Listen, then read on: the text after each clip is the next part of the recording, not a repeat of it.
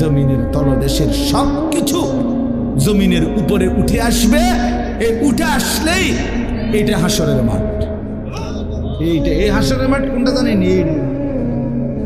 এই যেখানে বসে আছেন এখন, এটাই হাসরের মাঠ। এই জমিনের উপরেই হাসরের মাঠ। বাকি শুধু আল্লাহ কোরআন বলছে ইদাল আরদু মুদ্দাত, আমি আল্লাহ জমিনটাকে টেনে আরো লম্বা করে দেব, আরো বড় করে দেবো আর কি, প্রশস্ত করে দেবো। কারণ ওই যে পিসের মানুষ খারাপ লাগবে না, মানুষ তো দাঁড়াইব সেই আদম আলাইহিস সালাম থেকে নিয়া। মানুষ বেশি না, মানুষ, গরু, ছাগল, হাঁস, মুরগা, জিন, ভূত সব খারাপ না, সব দাঁড়াবে। এই জন্য আল্লাহ তাআলা বলেন জমিন আমি প্রশস্ত টেনে দিব, লম্বা করে দিব, এতটুকু। বাকি এটাই হাসরের মাঠ, এটাই হাসরের মাঠ। এই কথাটাই এখানে আল্লাহ তাআলা উল্লেখ করছে।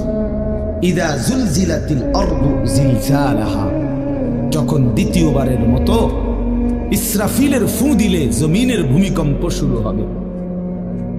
ওয়া আখরাজাতিল আরদু আসকালাহা, আল্লাহ তাআলা বলেন তখন জমিন তার তলদেশে যা ছিল সমস্ত জমিনের তলদেশে, এগুলো এতদিন জমিনের বোঝা ছিল, বোঝা মানে মাটির নিচে, এগুলো সে মনে যেন ফুজা কান্দে লইছে। এবার ওয়া আখরাজাতিল আরদু আসকালাহা, জমিন তার বোঝা মানে জমিনের তলদেশে যা ছিল সে এবার তা জমিনের উপরে উঠায়